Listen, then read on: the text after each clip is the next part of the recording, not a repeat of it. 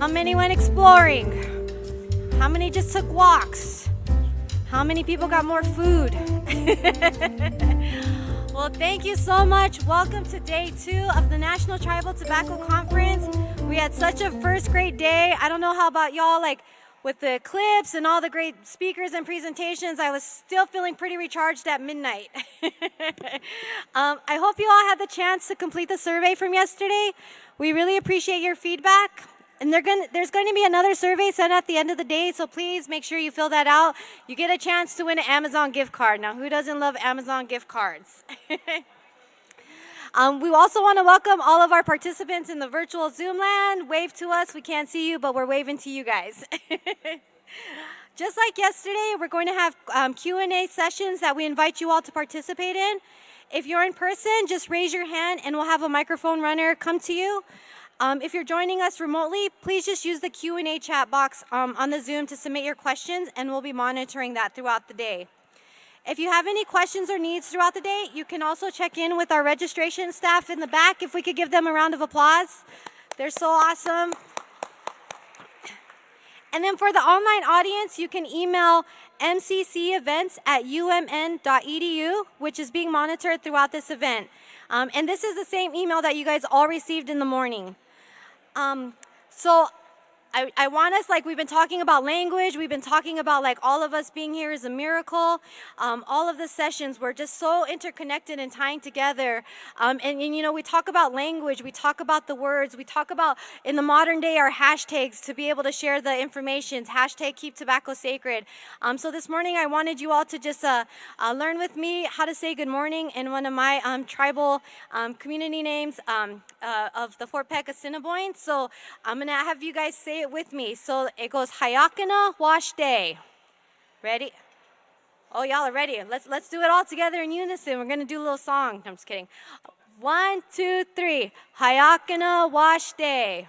So y'all just said good morning and Nakona, one of our traditional languages. So right now I'm going to get started with a opening prayer. Just please forgive me. I asked permission and apologies from our elders. Before I left my home community back in Fort Peck, I made sure to do offering and smudge just for all of this space to be here. So you can pray however you would like. So just say, Hayakana washde, hafade, jaze mitawa, nisachumaki maki api, tobeka wakba emati. Thank you, Creator, for this day. Thank you so much for all the blessings you gifted us with. Thank you so much, Creator, for the space to be all together, to honor all of our ways, our teachings. Thank you for the love and gifts of all of us being together in this space. Thank you for our medicines. Thank you for our seeds. Thank you so much for our waters. Thank you, Creator, for all of our relatives, our two-legged, our four-legged, our winged. Thank you, Creator, for all of our families, for allowing them to share all of you with us in this time. Thank you, Creator, for all this work. I pray that we continue in the best way to honor all beings in a good way, in a loving way, in a positive way. We pray for compassion, we pray for healing, and most of all, pray for love. Thank you, Creator, for this time. So with that, before we want to begin, we want to thank all of our supporters. This event would not be possible without the support from Dr. Dorothy Hatsukami, the Forster Family Chair in Cancer Prevention, the National Native Network, the National Institute on Minority Health and Health Disparities, the American Indian Cancer Foundation, the Robert Wood Johnson Foundation, and the Masonic Cancer Center. So with that, we're all ready to dive in, but I'm going to test you guys. How do we say good morning in Nakona? One more time. Ready? Hayakana Wash Day. 1, 2, 3. Hayakana Wash Day. All right. Good morning to you all. Thank you for being here. And now we're going to invite Donis Chosa up to the stage.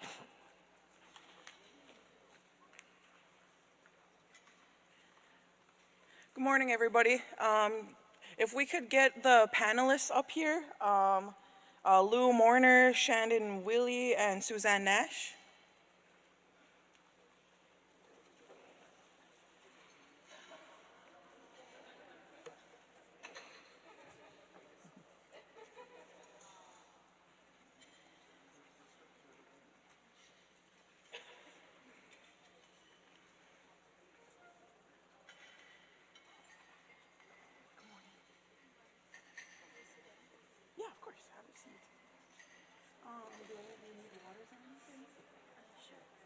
Mac, do you want to get like 4 waters?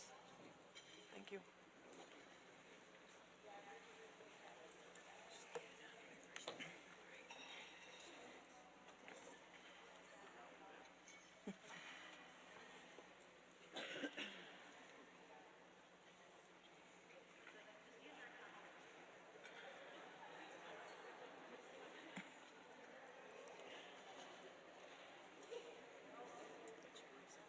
Morning, Suzanne.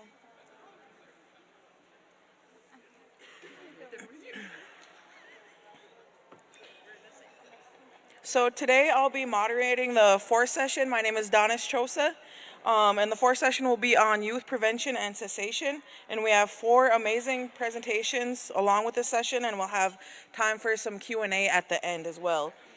So first off, I'm excited to introduce our first presenters, Lou Morner and Claridina Soto, it looks like as well, will be joining. She got it? Okay, perfect. Hello.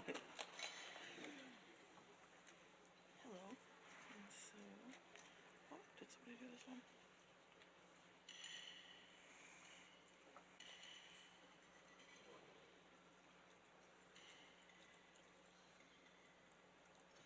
I don't know if yours is pulled up right now, is it?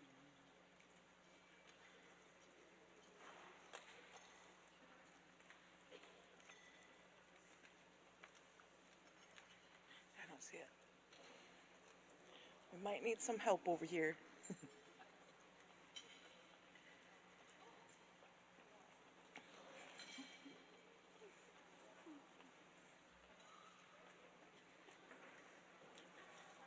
I'm almost forgetting where her presentation is.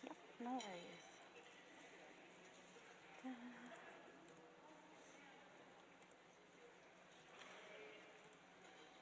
Oh, perfect. Thank you. All right, here you go. Okay, Thank so you so said much. that. Thank you. Yep. Good morning, everyone. Osiochi, Agisigago, Asikwi, Oyonsidi. My name is Lou Morner. My people call me She Who Gets Free Stuff. She who's, somebody's paying attention. He's laughing. Hey, I'm here for free, man. So my people name me right. All right, again, good morning, and I want to acknowledge my partner out here, Dr. Claridina Soto. I will be fielding all questions to her later, so I'll be doing the presentation. So we're here to start you off today in a good way. Again, thank you to the people whose lands we're occupying, and I thank everyone for coming together in the intention of good medicine. I'm from Northern California. I'm waving at other Northern Californians over here. Hi, Wendy. So this is Project Sun, Stop the Use of Nicotine. In Northern California, we have a lot of vaping, we have a lot of nicotine use just in general. I don't care if it's chewing tobacco, blunts, or what you're using, but you know, it's pretty high. So we decided that we needed to find a curriculum that would work for our youth, and nothing existed. So we went out and partnered with one of our colleagues from USC, the University of Southern California. Dr. Steve Sussman had written a curriculum called Project X. And he had run it in multiple countries with youth, and it had done really well. And he had tried to use it with American Indians, and it failed magnificently. So I stalked him through the halls of USC for 3 years and said, why don't you give me that curriculum and let me do it right, and we'll get through this. And so Claridina and I spent 18 months adapting a curriculum. The original plan was to take Project X, use it as a pilot, test it against our Project Sun curriculum, and see the effectiveness, but nobody in Indian country wanted to put their youth through Project X with the possibility that a white person's curriculum would hurt or damage or just not help their youth. So we changed it again to Project Sun. He encouraged us to make it Project XAI because all of his other ones had been called Project X. I said, no, sir, there will be no Project X American Indian coming out of my world. So Project Sun. Again, we use very, very simple language throughout the curriculum. We try to advance what he had into Indian country. So we had to take what he had originally and alter that. So we first started off with where you have to start, commercial use versus sacred use. We have to let the students know that we're talking about very different things. We talk about commercial tobacco versus our traditional ceremonial tobacco. And as a grower, I very much intend that all of our youth know that there's a difference. So we have a little poster that goes throughout the curriculum that shows the difference. Again, you've heard this from many other presenters, this is a pan-Indian list. It is not all-encompassing. It is simply a way to show the students there's a difference between recreational, abusive use of nicotine and the ceremonial, traditional, honoring use of medicines that we were gifted with. It's a motivational project. It's really meant to teach them coping skills, to teach them life skills beyond, just don't smoke, don't vape, don't use nicotine. It was really meant to help them enhance their own motivational strategies and their interest in quitting by taking them slowly through the process of change without telling them that's exactly what we're doing. And so in order to motivate them to do it, we have to make sure that each of these sessions build upon the last session, and teach them something about someone else. They're literally never talking about themselves. They're talking about the habit, they're talking about the product, they're talking about addiction, they're talking about other people's habits through role-playing games and different exercises within. So we're never judging, we're never stigmatizing, we're never saying that there's something wrong with you, you're weak, you're an addict. We don't use that language at all. We make sure that they know that they have the ability to quit if they so choose, but we're not here to force them. We're just here to engage. So we give them coping skills and walk them through coping skills for life. This is just about life in general, but we start off talking, well, you need a date, because if you're going to do something, you've got to know what your target date is for it. You know when you're graduating high school, you know when you're getting your driver's license, you know when you're going, to your wedding. You know when days are coming. So this is a big day that we need to create into a holiday for them. So we teach them everything that goes along with that, relaxation techniques. We teach them yoga, and honestly, a lot of us thought, these kids aren't going to be into it.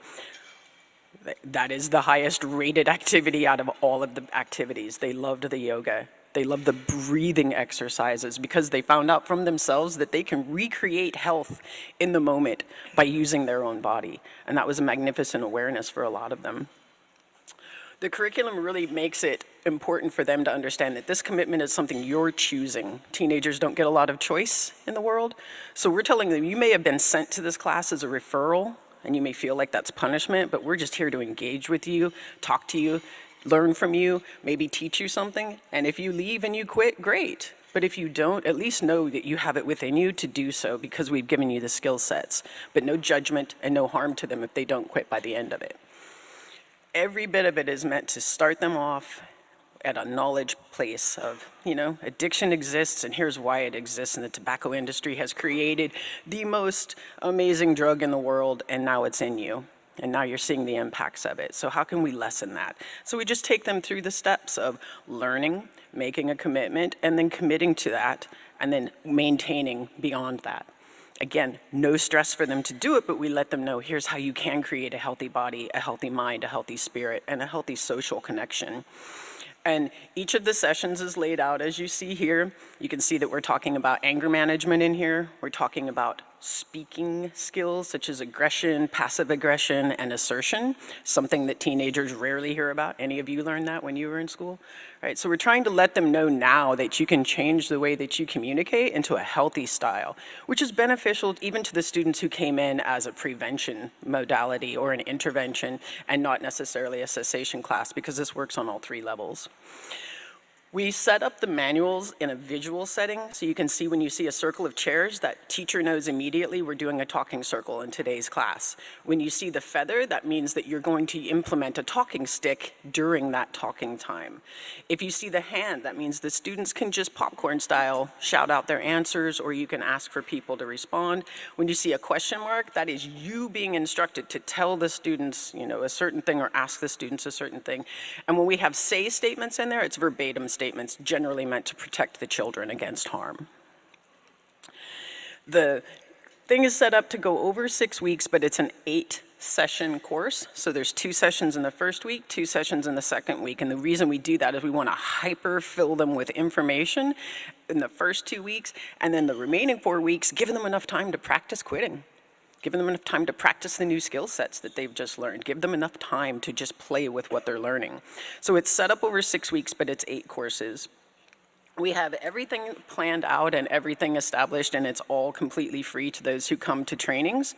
We don't charge you for materials. You can replicate them at your will, and you can change whatever you like within the curriculum if it's meaningful to your community. You can change context minimally, but content you can change to make it adaptable to each community. We use the Socratic method. Very rarely are teenagers asked what they think and then listened to. and heard.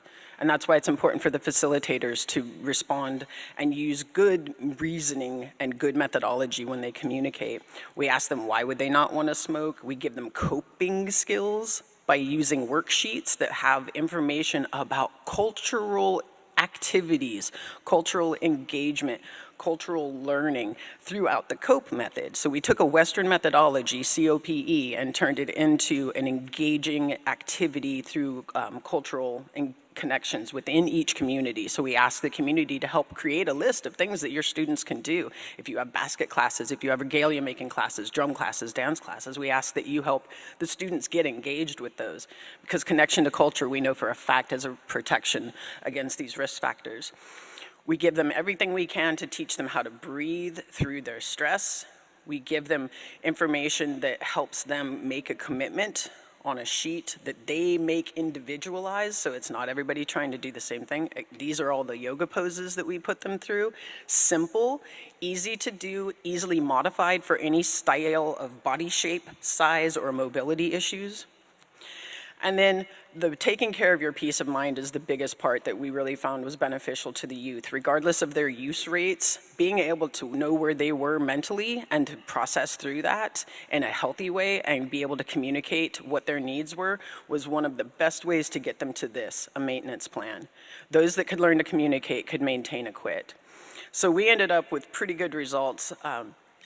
37% of this, or excuse me, 37 of the students who met the criteria, of those, we ended up with basically 60% of those who were smoking ended up quitting at baseline, from baseline. So it's an effective product in that youth did quit. It's an effective product in that prevention methodologies throughout it were helping students feel better about themselves, and the intervention were reducing the risk factors.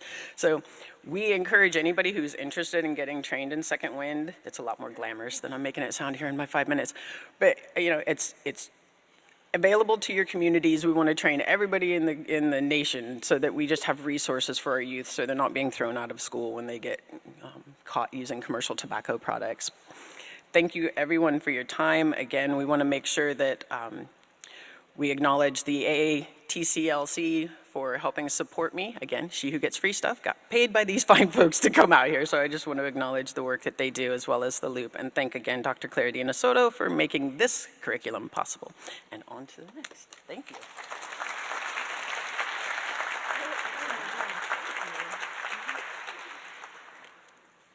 Thank you so much, Lou. That was great. Next we have Sean D. and Willie.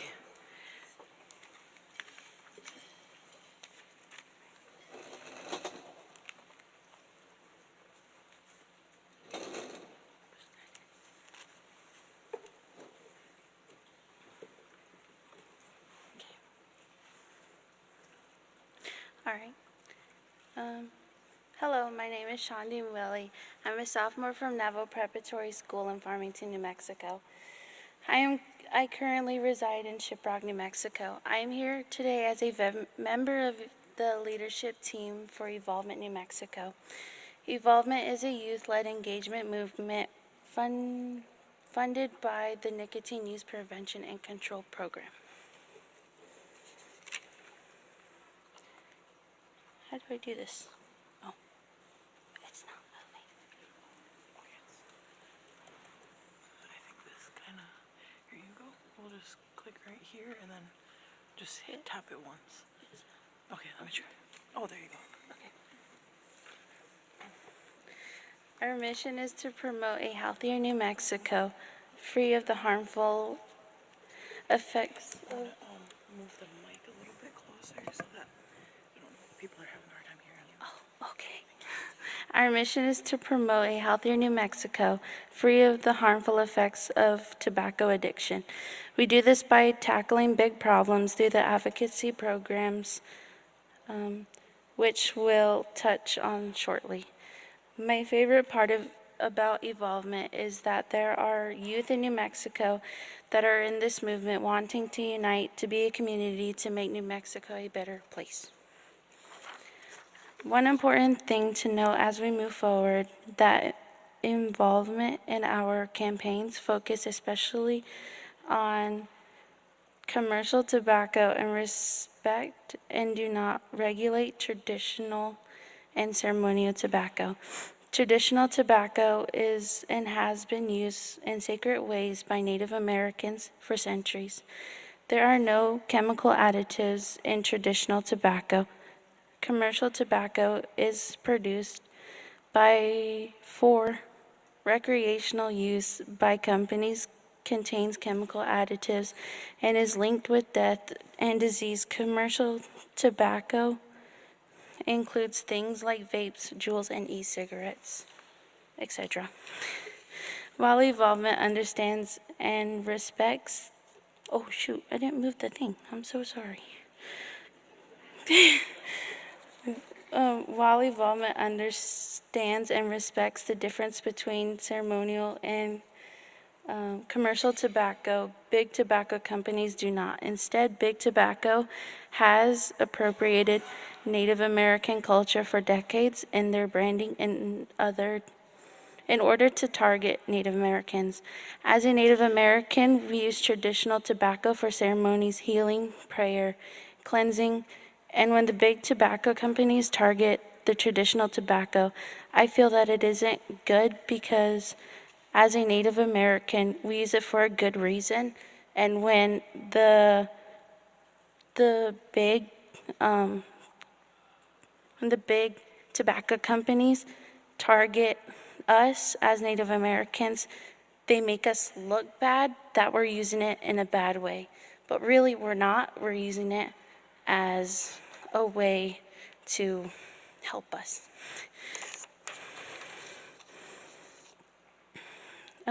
Tobacco is the leading cause of preventable death.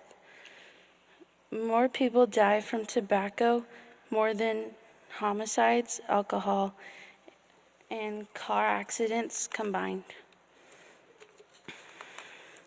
1 in 3 high schoolers in New Mexico report using e-cigarettes. 90% of nicotine addictions start before the user is 18.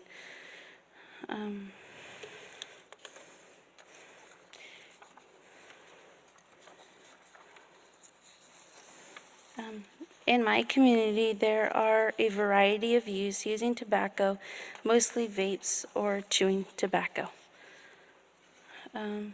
Evolvement works by partnering with high schools across New Mexico. Every year, high school students attend a training that informs them about the dangers of tobacco and nicotine use, as well as the tactics big tobacco companies use to target youth. During training, youth also learn about how they can become advocates in the fight against big tobacco. After training, youth then have different opportunities to participate in campaign events and projects to educate the community and collect valuable opinion surveys. We also have a chance to meet with key decision makers like state legislators, principals, and school boards. Sometimes the media even picks up on what we are doing, and we get to be on the radio and news. During the January 2022 Evolvement Leadership Summit, a training for the leadership team, we had workshops on brainstorming ideas and writing letters to the New Mexico lawmakers. We also went out into the community educating people on what evolvement is and also collecting opinion surveys on the community, on how the community feels about flavored tobacco products and tobacco products being sold to minors.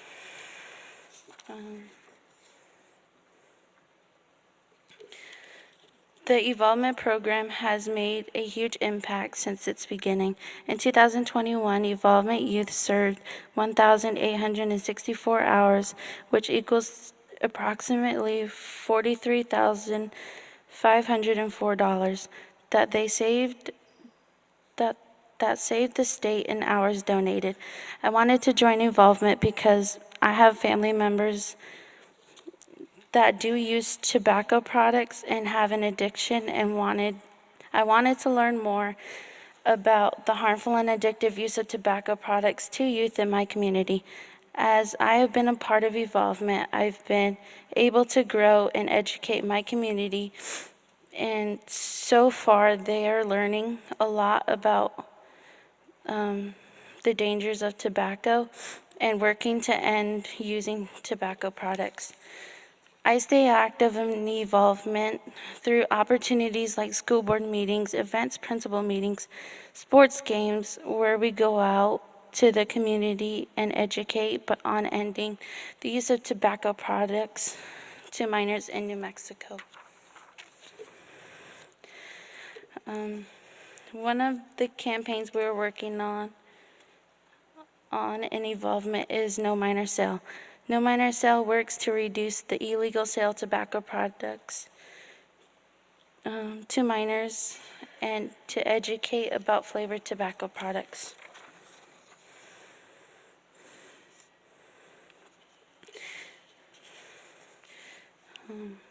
One of the No Minor Sale goals is to educate on flavored tobacco products. 80% of youth who have used tobacco product started with a flavored product. At least two-thirds of youth tobacco users report using tobacco products because quote, they come in flavors I like. Flavors play an important role in addicting youth and young adults to tobacco products. Flavored products are easier to start and more difficult to quit. My peers that I have known for many, many years do use flavored tobacco products because they say that the flavor that is added tastes good, and when they start trying it and when they get hooked onto the flavors, they can't stop using it.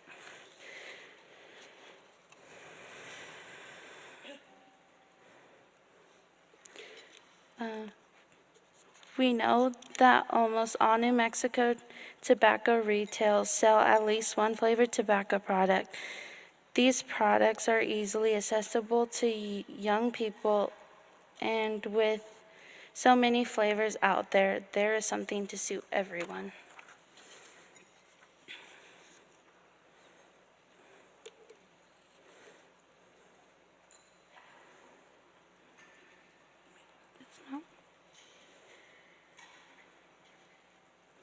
Okay. Menthol is a chemical compound found naturally in peppermint, and menthol is heavily marketed by the tobacco industry. In fact, menthol cigarettes are the most advertised product on the outside of stores. It is important to talk about menthol when talking about flavored tobacco products because menthol cigarettes are harder to quit, and non-menthol cigarettes are very important among teens who smoke.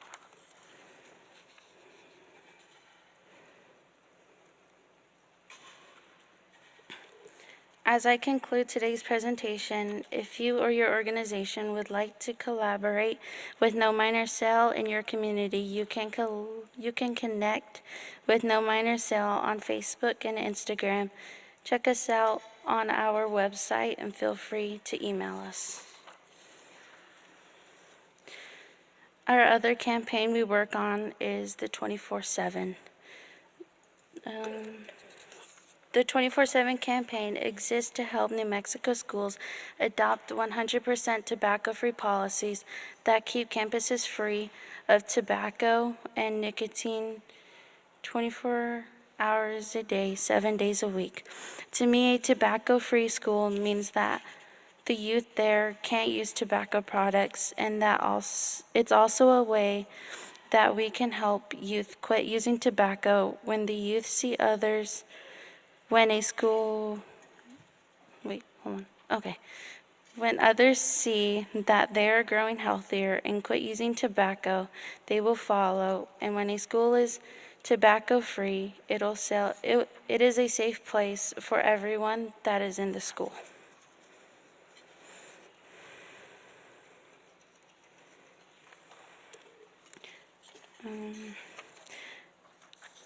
Our work begins at a local level, district by district, but we have the dream to have the entire state adopt a comprehensive tobacco policy for schools.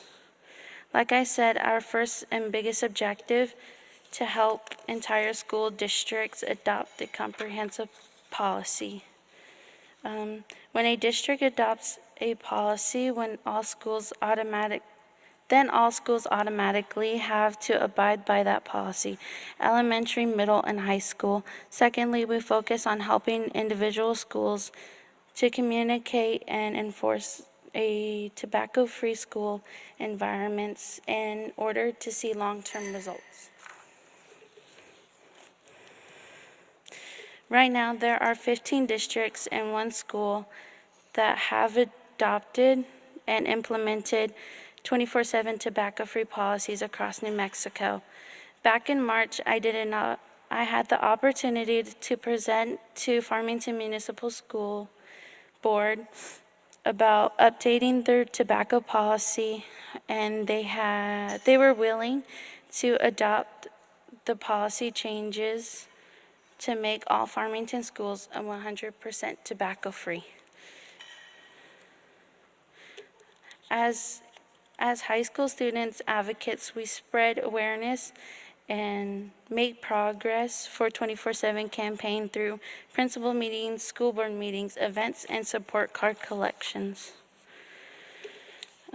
If you'd like to learn more about our campaign, you can visit our website and follow us on social media. Thank you so much for letting me share the work that I am doing in my home state of New Mexico. I appreciate your time.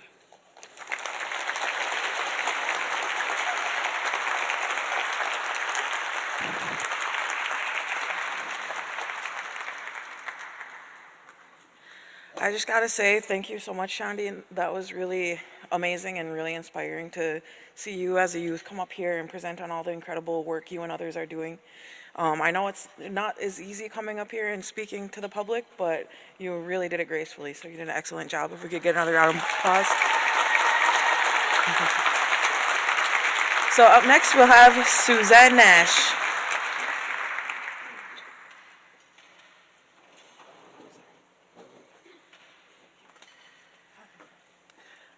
Buju Nians and Dichikaz Magazine Dodam. I'm a little nervous today. So I'm going to kind of talk to you today about a program that I work with for youth. It's called the Way Been a Gay program. And we have a curriculum that has 8 sessions. And in that curriculum, we work and learn about the difference between commercial and traditional tobacco, but also the dangers about alcohol and drugs. So today I want to take just a brief moment to show you a video of one of our kids that has been with me since he was 12, who is now 18 and is graduating this week. So I'm so proud of him. His name is Nathan. And Nathan started out with us, like I said, when he was 12 years old, and he went through all of our programs at our agency, which includes our tobacco program and then our suicide prevention program, and also in our theater program. So how we do our work with youth is we use theater as prevention to send the messaging, but we also do art and culture as a way for messaging as well, but also to show that art can be used as prevention. I think yesterday when we saw they were talking about the quill work being prevention, like that's another form of art, being able to keep busy with your hands, focus on what you're doing, and yet give the lessons. So the curriculum that I have is based upon our cultural teachings, and it's based upon our experimental work. Sharon Day wrote the curriculum, and it's really based upon her teachings growing up as a Native American woman, but also she's also the Medewan Lodge, and she's also a water walker. So our kids are immersed in all kinds of different cultures. So right now I just want to take a brief moment to show you, this is Nathan's version on how to use culture as prevention, and this is a video that he made for a project that we are currently working on. Sage is one of our most used medicines. What we do is we burn it in a shell and cleanse ourselves with the smoke that rises to get rid of any bad energy. We use it to cleanse our mind, our body, and our spirit. We gather sage in the summer, and it's important to have a good mindset when gathering medicines, and we put down tobacco as an offering to give back to the land when we gather medicines. Physical health is very important. We need to keep our body healthy in order to keep the rest of our being healthy. In today's age, we are surrounded by junk food and pop, eating things we shouldn't. Smoking and vaping are abusing our medicines and harming our bodies. We can keep our bodies healthy by getting exercise, whether it's by playing sports or powwow dancing. But also, we need to eat healthy, whether it's a salad or eating traditional foods. Keeping our bodies healthy is important to keep the rest of our circle healthy. So we've been working on a project around using our four sacred medicines, but also using those four elements: mental, spiritual, emotional, and physical. So Nathan had sage, and he was talking about how important sage is, but he also went a little bit deeper into those four elements. And so I was really inspired by his video, and we have 3 other ones to talk about the 4 directions, talk about those medicines, but I just wanted to show you his today. And there's a lesson that goes along with this from our curriculum, but we decided to do videos to give the kids more of their own, what they want to do, how they use the medicines based upon what we've taught them, or, culturally what they know. So giving them the voice to be able to speak for themselves and to be able to show how to create that healthy community or what it looks like, or to create that vision for themselves. So today I want to take a moment. There's a piece of paper at each one of your tables. There's color crayons, there's markers. I want you to take a moment to think about using those 4 elements and your vision of what a balanced, healthy community would look like. So we'll take a few minutes for you guys to get started on that.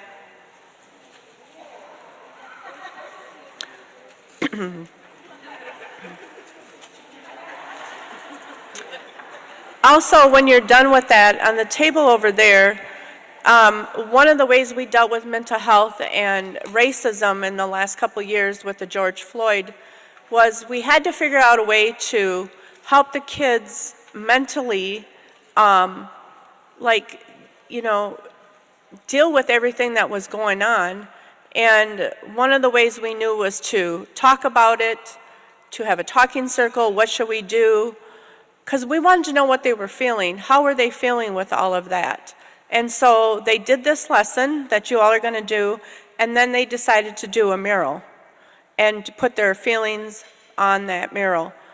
And so on that table over there, when you're done, you can go take a look at, there's a little bit of drawings and ideas, what they thought, and then there's actually the picture of the mural, which is actually on the Native church that we run our group out of. It's called the Native American Indian Church.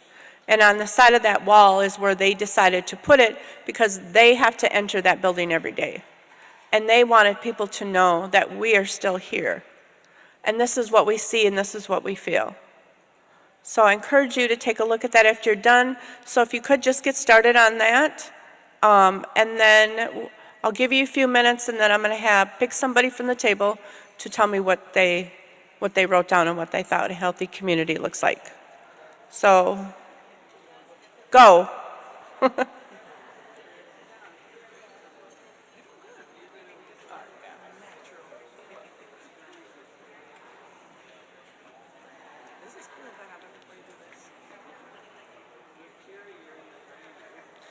The idea is to draw your own circle and your own 4 directions, okay, to create your own healthy community. So there's extra paper there. I just gave you that as an example and a guide. So get creative, start drawing.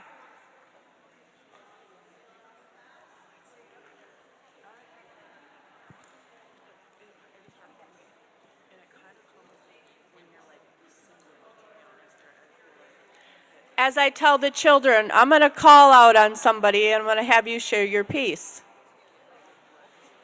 Okay. Can I get your attention? So now what I'm going to do is, if you want to have a spokesperson or somebody from your table, or if somebody wants to talk about it, we'll go around to the tables and just kind of give me your idea of what a healthy, balanced community looks like. Okay? So we'll start off over here with this table. And if somebody wants to, yeah, the mic, great. Are we ready? Okay, we had a team effort here with some drawings by, it's a circle, it's never upside down. So we'll start at the bottom here. We have this circle, you know, representing that things are nonlinear and also representing our wisdom. Over here we have representing like our creator and just all of the connections that we do have to culture. On this end, we have our plant medicine as well as, you know, gardens and foods. But we also drew tobacco plants, so chunchasha and asema and berries. And then we also have symbols representing our people and our culture. So that's how we drew the balanced community. Thank you.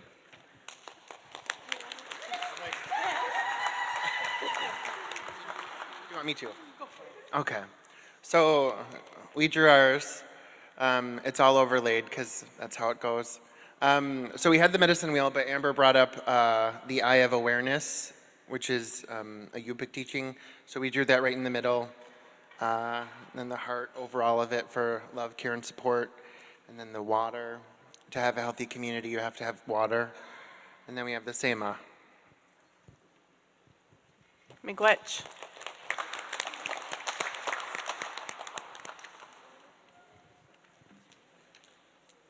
We drew different symbols to represent connection to the different elements, connection to people, and the balance between all of them. Thank you.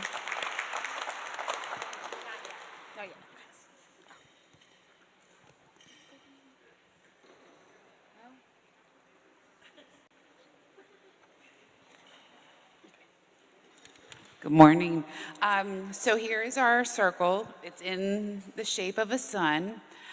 We have a heart for love, tears for water, and for emotional well-being. We have a sneaker in the middle for physical activities.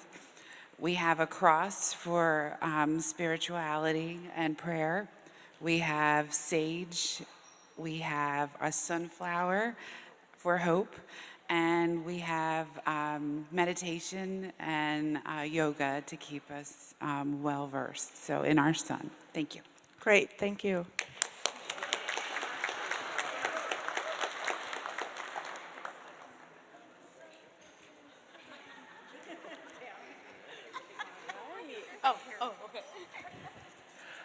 We didn't really draw ours in a circle. We all took turns on what we think would make a healthy community. We have love and support. We have sunshine and vitamin D because we can't get enough of it. We have food, so we related it back to food sovereignty. We have like dancing, so culture and dancing, outdoors and nature. We have our 4 sacred medicines, and one of the big things was just like hugs for like love and support because we all need to love and support each other. Great, thank you.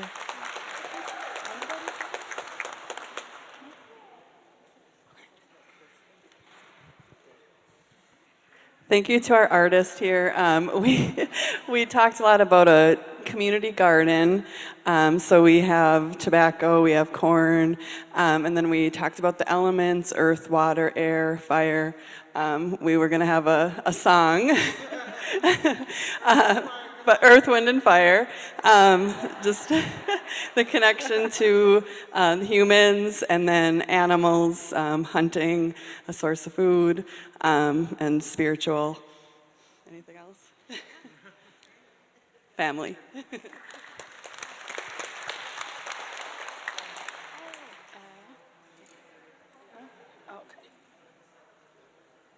Any other table? No?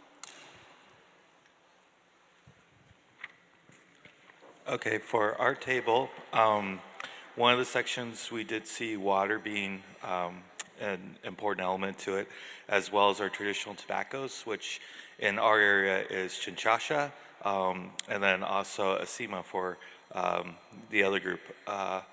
And then we also did see traditional foods being an important element. So buffalo, of course, in the plains, and then wild rice and deer.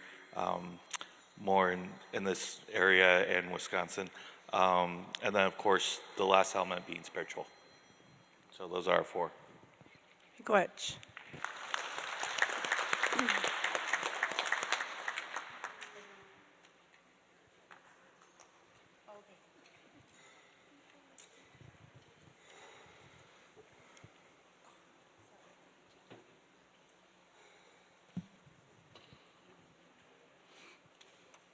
Good morning. We drew a circle because life is a circle. You know, that's how we divided into four.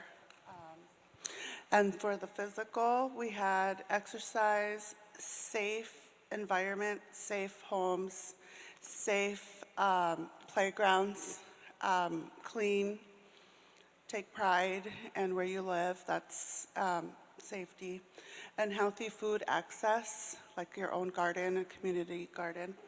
And then for emotional, we have love and support from your family and community, and mindfulness to help you. And for spiritual, we have your connection to the Creator, to the land, to the water, to all the elements that we have. And then for emotional, did I say? Oh yeah, love and support. Thank you. Thank you. Good morning. For ours, we drew a circle with overlapping lobes, spiritual, mental, physical. And it's interesting in community sometimes how everything's real physical. It's time of a harvest, like a whale or something on the beach. And so everything in a community is very physical. And then pretty soon it's time for some of the emotional things that are the gifts. Sometimes things get lopsided a little bit, but when things are perfect, all these circles overlap, and there's a sweet spot right in the middle of all those elements. And so a community strives for that. Great, thank you.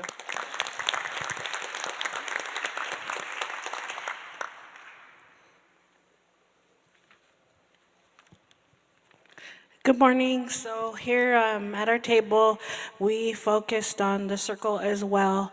And for spiritual, we did a round dance and a sweat lodge. And we thought because of the activity of dancing and singing that was pretty spiritual. We did meditation, yoga, and we wanted to include a physical place. So we have an arbor. And we wanted to include self-care and self-love and taking care of your circle under emotional. And I wish we had more space because I think we could have put our medicines and our food as well. But maybe that could go in the sweat lodge area. Thank you. Thank you.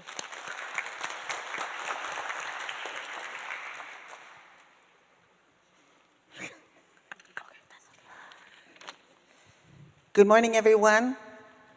Shodaji from the Apsalaga Nation. Our group consists of the Assiniboine, the Sioux, the Chippewa, Cree, Navajo, and Crow. And from our circle, we each developed an active, intergenerational, holistic approach to how you work with your emotional, physical, spiritual, because it's all always 24/7, going all the time. It's not compartmentalized. It's who we are. And the heart of all of the circle is all your heart. How you feel, how you view life.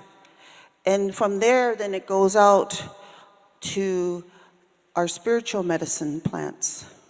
And in that, that's also part of the healing, being on the earth, the physical part. It's part also always constantly in the prayer of what we do every moment when we wake up and when we go to sleep. We pray for all of our relatives, wherever they are. We keep them in prayer in our heart. And then we move on. We never forget again the intergenerational approach of us as our Indian native ways, indigenous ways. We're intergenerational. We gather together as we, not as I. We're always apart when you see a whole load of kids in a car, and grandmas and grandpas and aunts and uncles and stuff. Where we do our culture, it's all intergenerational. Where we do our ceremonies, it's all intergenerational. When we go to basketball games, we're cheering intergenerational. Our sports, our ceremonial, our cultural games, arrow throws, hand games, whatever your sport is. And in that, it's always about the family that goes back again to your heart, the heart of who you are and why you're here on this earth. And then we move into the children. We always say in our language, children are sacred, even before they're born. In a mother's womb, you're already singing and praying, saying the prayers, and you're singing the lullabies to them. You're having them listen as you go into the ceremonies with them. And they know, even before they're born, how much they're loved. And that part of that holistic approach. As they come into this world, we give them the names. Some are born into a culture, a clan, a society. And we know in their prayers, we ask for our elders to pray, our clans, to pray for their good life. And we call them by their name. My son's name is Dechkash Bajesh, Eagle Man. Kalajila, get up.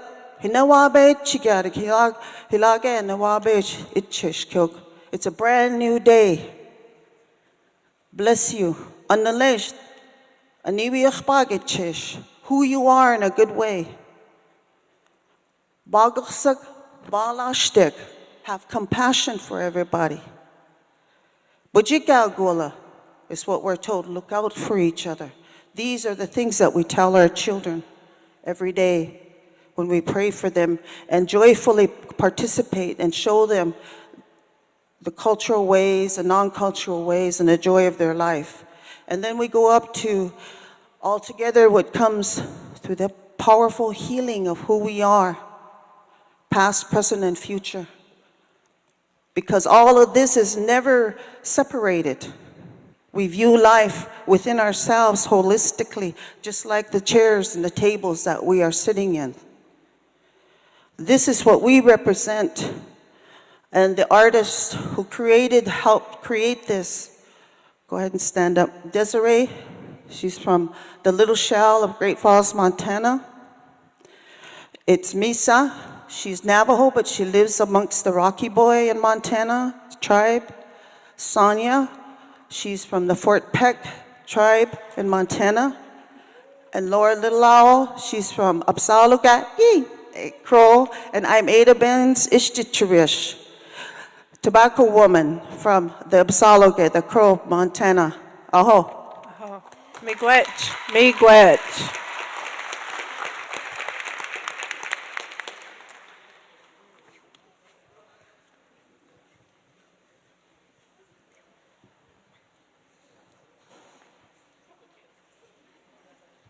Wow, that was amazing. And I have to go after that? You have to follow that. No, watch stay. That's it. No, we kind of missed the assignment, but we took the medicine wheel. Tobacco first. You know, that's why we're here. That's all the work that we're here. That's what tobacco first. That's who we are as indigenous people. Ceremonies and culture is very important to us as indigenous people of Turtle Island. Love love for our people, for ourselves, for Mother Earth, for the water, all that. Respecting our elders in a good way, so I apologize if I'm speaking in front of my elders here. Compassion for not just the humans, but the winged, the four-legged, the creatures in the water, and Mother Earth. Good values and morals that are in our DNA and our way of life will make a balanced community for us to be a good relative, to walk in a good way with a good heart and a good mind. Wopida for everybody's attention.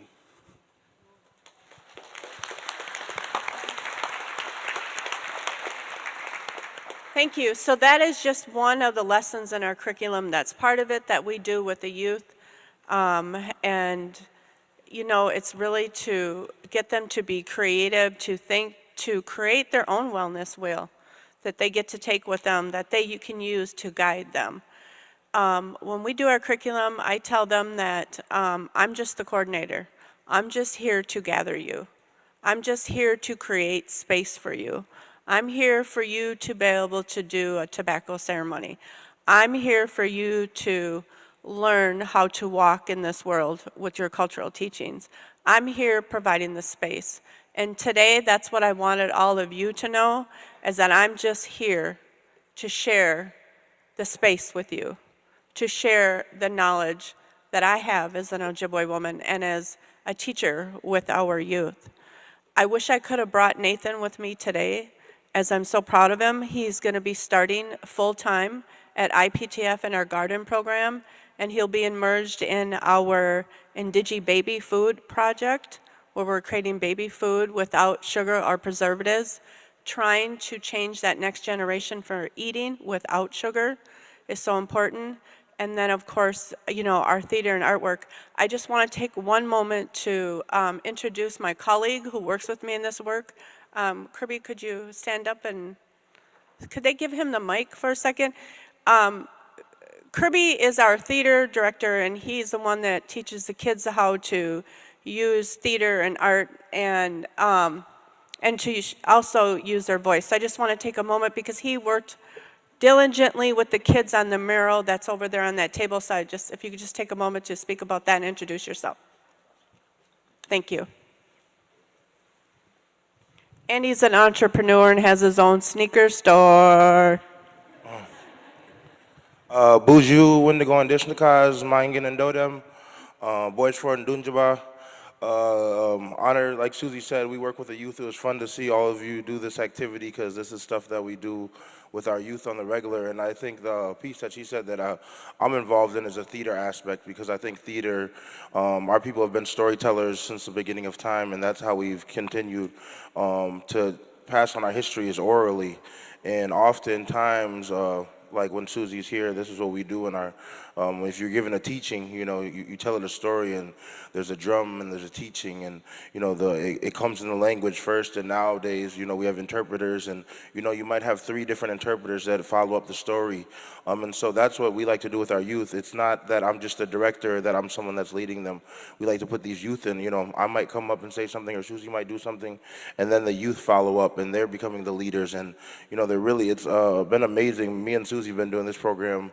She's been doing it for a long time, but I've been really working with her for like the last 6 years. And a lot of our youth that were 12 years old when they first started the program are now 18 years old and will start working and start doing jobs. And so definitely get in touch with Susie if you would like us to bring the curriculum to you. We've been to Montana, we've done different workshops, and how it usually works is we come and do like a 3-day workshop where we get to, do parts of the curriculum with the kids, but also, get them on their feet, get them out of their comfort zone and things like that. And so I think one of the biggest things that I can preach, whether you're indigenous or non-indigenous here and you're working with kids, is that these kids want to be pushed to the max. These kids want to be pushed. I think oftentimes I go to communities and people are trying to read for them, or people are trying to, get down on one knee and help them or shelter them, or I'll introduce them. No, but they have to learn how to introduce themselves. They have to learn how to use their voices, and they have to learn how to be responsible for their actions. And a lot of these kids that, we tend to baby, or that we tend to, they're 14, 15 years old, 16 years old, and they'll be adults soon. And this world is a as you can see where we're at right now, we don't often have the pleasure to be in spaces like this. Like my space where I work at doesn't look at like this, you know. But when you come into this world is a competition. So we want them to be able to bring their full selves and their full energy and their full creativity to this world so they can compete with the rest of the world. So that's all I have to say, miigwech. Thank you for listening to me.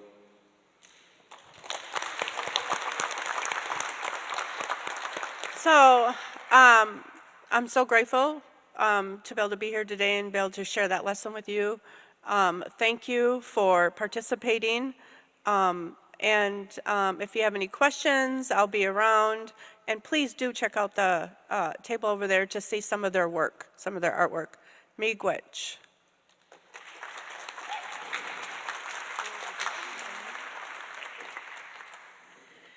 Miigwech, Suzanne, that was really great. Interactive, meaningful presentation and activity.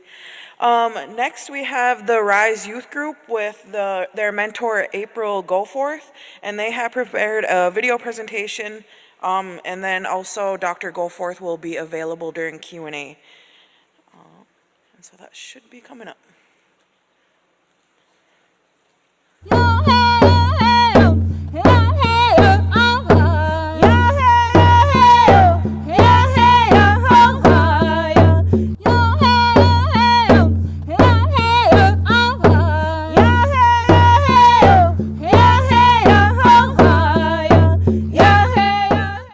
Can you tell us about the Youth Advocate Team, or YAT outreach and engagement activities that were successful during the pandemic?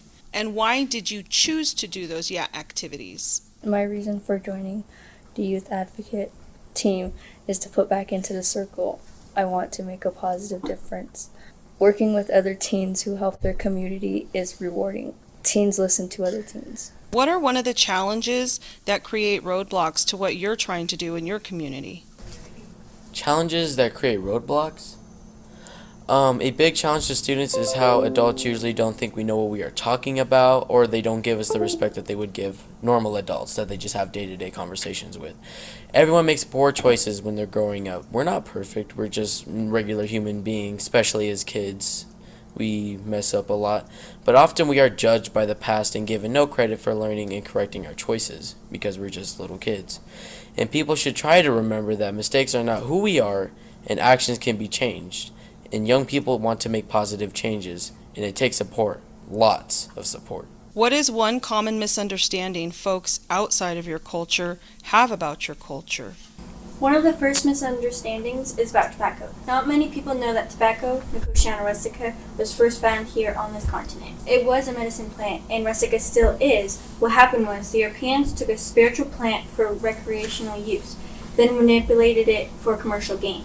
We don't even light rustica for the smoke. We offer it in gifts and payments, but the industry uses native people to sell commercial tobacco that is not used with respect. Why is storytelling important?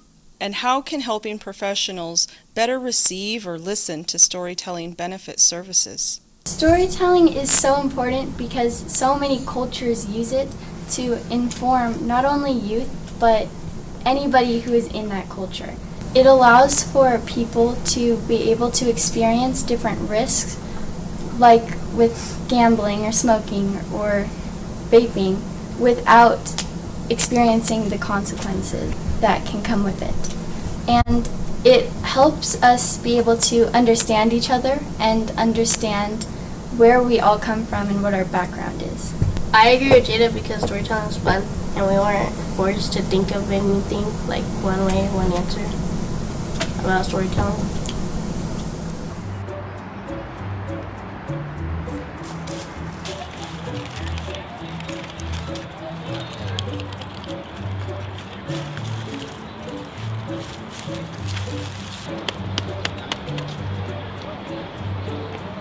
Mister, may I have a pinch? I'm in a big hurry and I need it. I wouldn't use it if I could kick the nicotine, kid. You're better off without it.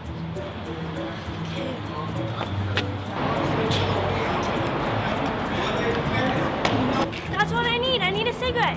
You're not getting one of our cigarettes. You're too young. You better not tell Auntie. Please, I need them for my pill pouch.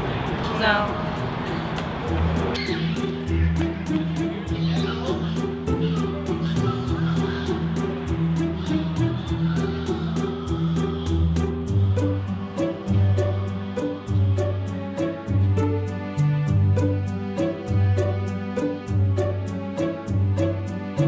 really, really need a cigarette. Come on, please. I really, really need one. Yeah, I really need a cigarette. Please, please. Ah.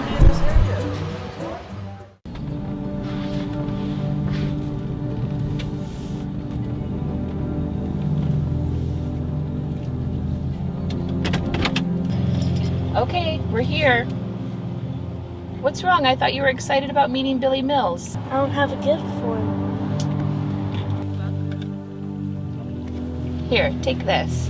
Thank you, Auntie. You're welcome. Have fun. I'll meet you back here when it's over. Okay.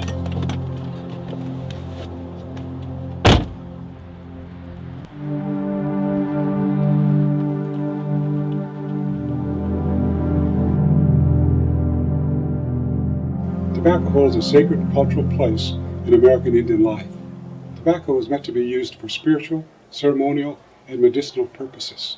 When tobacco is offered to the earth and fire, it is held in the hands and not smoked. Traditional tobacco teaches you discipline. You learn respect for the Creator and for all creation. It's Nicotiana rustica. Yes, traditional tobacco. This is an honor. Thank you. I wanted to meet you and I needed a gift. Everyone thought I was trying to smoke commercial tobacco. People have forgotten how to honor our medicine plants. Thank you. Please take it from me. If you want to stay in the race, then don't smoke. Today, what you guys are going to be doing is you're going to be making your own tobacco pouches. I have leather for you guys to pick your leather. You're going to strip the tobacco. I want you to be thinking of good things while you're handling this tobacco. I want you to be thinking positive thoughts. We're all here for a good reason. And I want you to be thinking, like of prayers, of thinking of loved ones, thinking of friends, thinking of whatever, things that you can use this tobacco for or what other people can use these tobaccos for. But everything, all your energy that you have goes into everything that you do. Everything you do, you should do in a good way. And you should think of everything as if it's a prayer. Because every day is a blessing.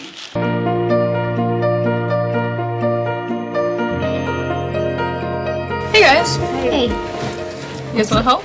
Yeah. Sure. Okay.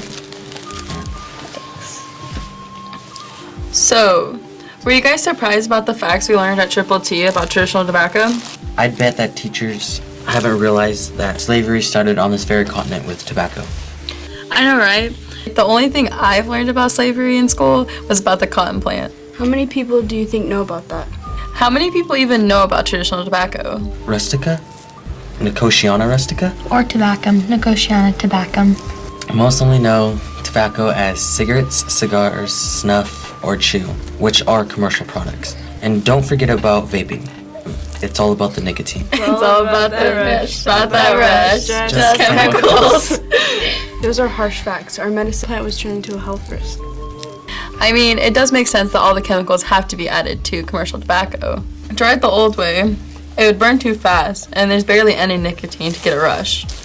So you add chemicals to make it burn slower, with a bigger hit that causes addiction, and something to mask the bad taste of the first chemicals. It's just crazy, a plant related to the potato and tomato. I know, Solanaceae, total science. Science, sure, but also tradition. We have plants like rustica that are medicine. Our people were using aspirin before Europeans came. What, really? Sure, it was made by scraping the inside of birch bark. But tobacco was here first with our native people. It was used for ceremonies, medicine, and offerings. Yet we're the ones who abuse tobacco the most. It's a problem for our native people, and we need to do something to change it. When did abusing our own medicine plants even start?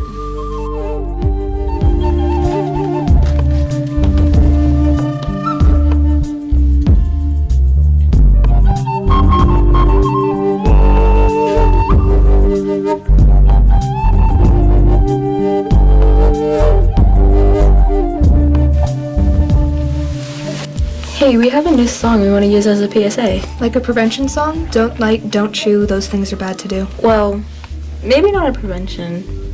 That really hasn't worked all these years. Exactly. Native people are still abusing our own medicine, even more than anyone else.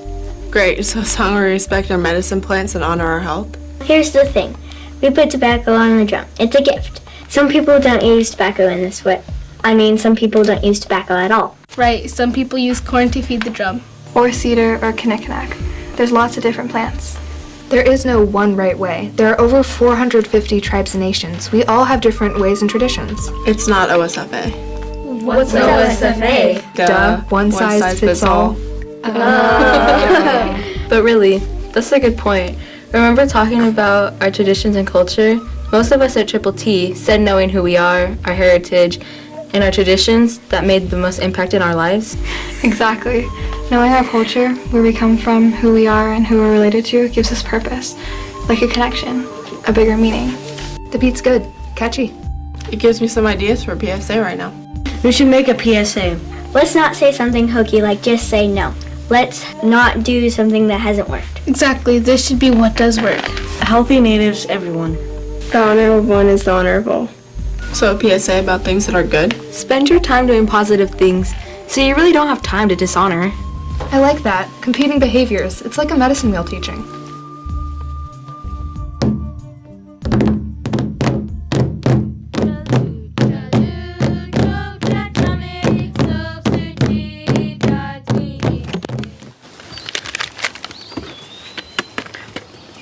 Oh, come on. What's one gonna hurt anyone? Too many natives abuse our own medicine plant. It doesn't make you any better to follow us our path. Yeah, focus on the good and you won't have time to worry about the rest.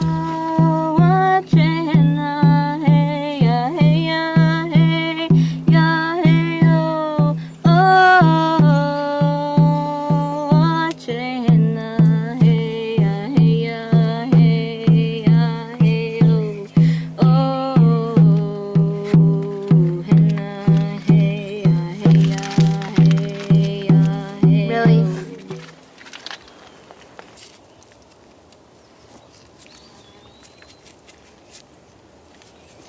Is that someone's underwear? No, silly, that's a prayer tie. Each color represents a color of the 7 directions. There's tobacco. Nicotiana rustica inside. You mean tobacco? Right, tobacco. Nicotiana rustica is the traditional plant. Someone used rustica in prayer, right here. Or maybe for healing or change, to make something better. Like cutting class? Yeah. Good point. I want to make good changes too. I really disrespected the medicine in you guys. But you changed. You didn't continue the risk. You used tobacco in a good way. We all did with a prayer. The honor of one is the honor of all. Oh. We should live to prayer now. Great. I'll get the tobacco. Rustica! Yeah, rustica. Wait, I have the rustica pouch.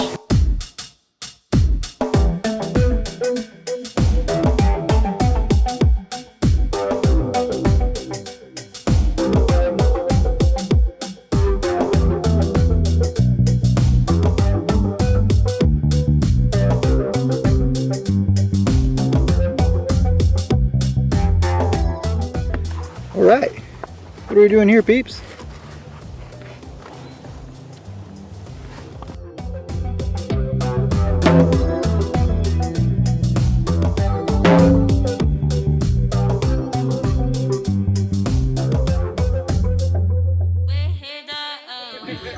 We wrote this intertribal song as a reminder to respect our native plants.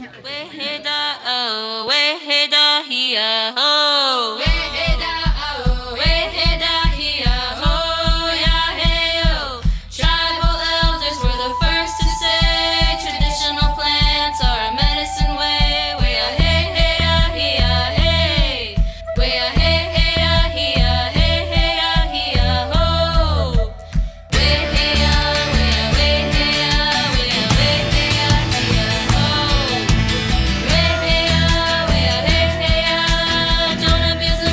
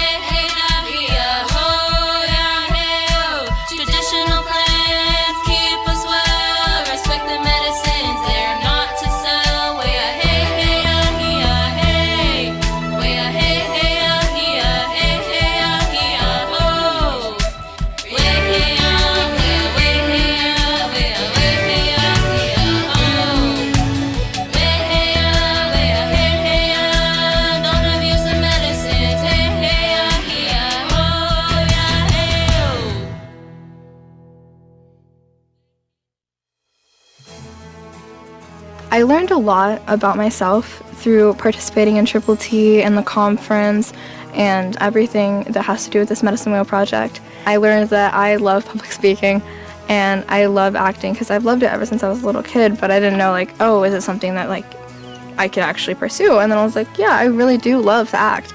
And it definitely helped me get out of my comfort zone, and now I'm way more confident and I radiate positivity. More self-confident in myself. I feel like I've grown to like be a better person in life. What I learned about myself is how I can work as a team member and a team leader and help people out, what needs to be done or what needs to be improved. And I've learned that I can have goals and I can accomplish that with helps of others and getting out of my comfort zone by speaking in front of people and groups. It's easier to speak in front of a camera now. I did learn a lot about myself. I learned that I can be impatient and I learned how to be patient.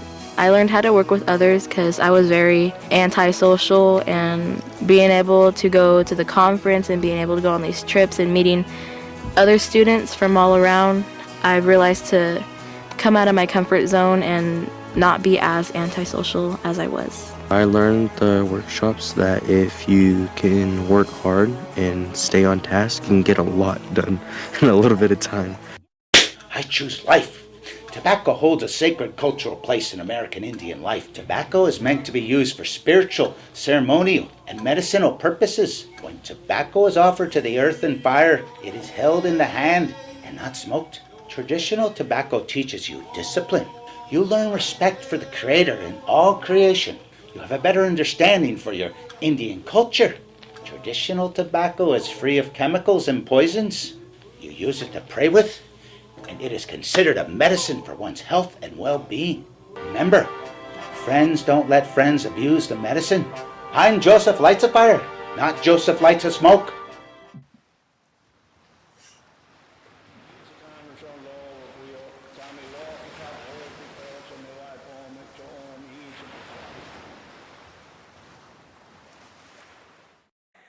I had a comment for Shandine, and so here for coming. That's awesome, and I was really surprised and amazed by your presentation. And what's really cool is that how young you are. And I was sitting here thinking, like, man, this girl is doing my job as an adult, or for me as an adult, this young woman is doing what I do to get paid. So that's really cool. I just wanted to commend you, and that's awesome that you're doing that for our people back there.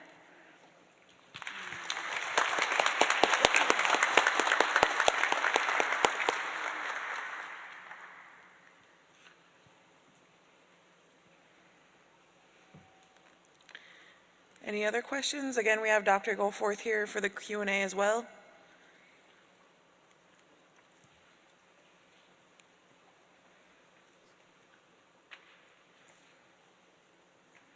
And if not, thank you all again. At this time, we will conclude the session, and I'm pleased to invite Dana Carroll up to the podium.